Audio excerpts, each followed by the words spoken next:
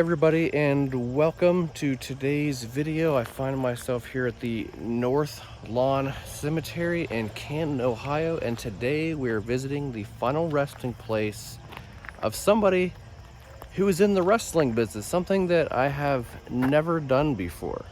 I'm visiting the grave of Ernie Roth. You might remember him in the late 70s. He was known as the Grand Wizard. He is laid to rest here, and we're going to talk about his time with the WWF, WWE time era, and pay our respects and talk about his life. So let's see if we can find him. So just up the hill there is the main road in Canton. You can kind of see the cars going by. Right there is the offices, and you want to make this first right if you want to come pay your respects to Ernie. But I'm here to talk about his life in the wrestling business. So, Irwin Ernie Jacob Roth, August 30th, 1926 to October 12th, 1983. Known by the ring names, the Grand Wizard of Wrestling and Abdullah Farouk. Hopefully I'm pronouncing that right. He was an American professional wrestling manager, not a wrestler himself due to his small stature. He was noted for his flamboyant outfit of sequined jackets, wraparound sunglasses, and a brightly colored turban decorated with jewels and feathers. He was inducted into the WWE's Hall of Fame class of 1995. Let's see here. Abdullah Farouk, 1958 to 1974.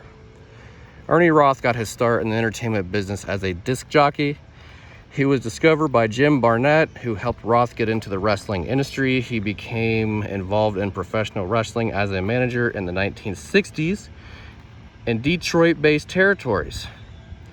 Roth first worked under the names Mr. Clean and J. Wellington Radcliffe. He also portrayed Abdullah Farouk, the heel, villainous manager of The Sheik.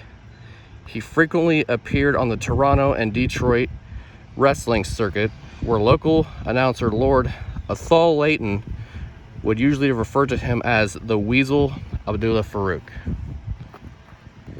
Sporting a turban, Farouk took great pains in trying to control his madman protege, but he also carved a niche for himself as a deceitful, upper-handed character who insulted U.S. fans whenever he had a chance. Farouk was a pioneer of manager interference, as he physically would attempt to alter a match's outcome in the Sheik's favor. This sort of interference was rare at the time. So just kind of walking along the road here, checking out the headstones. Now, Ernie Roth is laid to rest right here next to the road. You can't miss it. He is front and center. And right now we're going to talk about his time with the wrestling business. Because I myself am a huge wrestling fan. Used to be, well, pretty much still am. But let's talk about his time as the Grand Wizard. His reign as the Grand Wizard was from 1971 to 1983.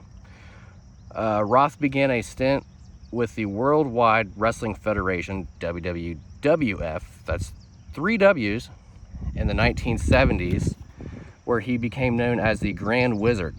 Roth, who was Jewish, reportedly took the name the Grand Wizard as a snub to the white supremacy organization, the Ku Klux Klan, whose leaders were called Grand Wizards. Almost immediately after arrival in 1971, the Wizard managed Black Jack Mulligan and Beautiful Bobby Harmon. He later led Mr. Fuji and Toru Tanaka to 2 reigns with the WWF World Tag Team Championship. A year later, the Wizard led Stan Stasiak to victory over Pedro Morales for the WWF Championship in Philadelphia on December 1st, 1973.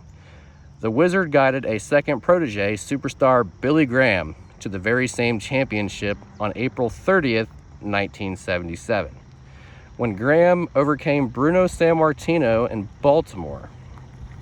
On February 20th, 1978, Bob Backlund dethroned Graham at Madison Square Garden.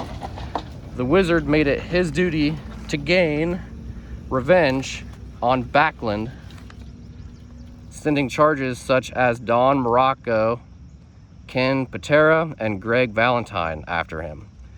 The Wizard managed the first Intercontinental Champion, Pat Patterson, and later Patera, who defeated Patterson for the title in April 1980 after the Wizard and Patterson parted ways, and Morocco to the same championship. Other proteges of the Wizard included Beautiful Bobby Harmon, Killer Kowalski, Crazy Luke Graham, Sergeant Slaughter, Big Cat, Ernie Ladd, Ox Baker, Cowboy Bob Orton, and the Masked Superstar. All right, so now we're gonna kind of talk about his personal life and his death.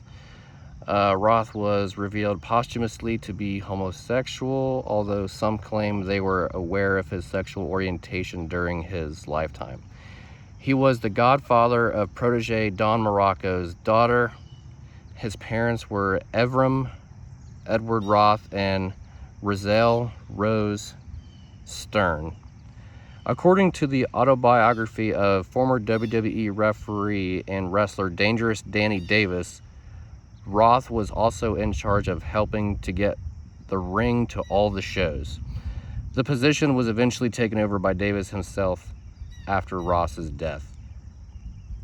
October 12, 1983, Roth died of a heart attack at his Fort Lauderdale, Florida home at the age of 57. Later, WWF manager The Wizard claimed to be in communion with Roth's spirit. In 1995, Roth was inducted into the WWE Hall of Fame class of 1995 by his friend and protege Sergeant Slaughter and some others that were inducted that year. Antonino Rocca, Big Cat, Ernie Ladd, George the Animal Steel, Polish Power, Ivan Putski, the Fabulous Moolah, and Pedro Morales. Now, as many of you know, is when I visit any kind of gravesite, I like to leave a little something, and I have a penny here that I would like to leave for Mr. Ernie Roth here. I think I'm gonna put it right here. Rest in peace, Mr. Ernie Roth, the Grand Wizard. All right, so I've never been to this cemetery before. I think we're gonna do a little bit of a tour and walk around and kind of check out some headstones here. As I'm walking around here, I'm noticing the Star of David on a lot of these headstones. This must be a Jewish cemetery. I mean, that would make sense as to why Ernie Roth is here, but there's just, it's a lot. I really didn't know that, but this is a Jewish cemetery. Wow, interesting. There's one right there that sits way up on top of the hill, back by itself, and like a lot of them are in this area here. It's a very nice cemetery, very well maintained. I did drive around it, and it goes back farther. Just a very, very quiet atmosphere. I mean, most cemeteries usually are, but this one is very, very nice. And there's a headstone over here that kind of caught my eye.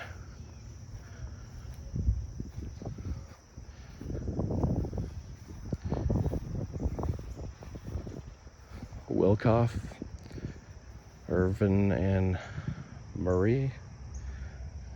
Very nice. I like that one right there. It's got that ball on the top of it.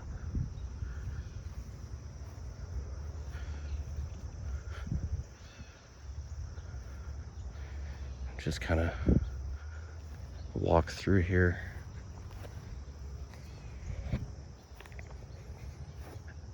haven't really been to Canton all that much. Oh, I caught this right here. The back of this headstone, it says, "The fat lady has sung." Huh. Just gonna go over here and check this one out. This one kind of caught my eye as well.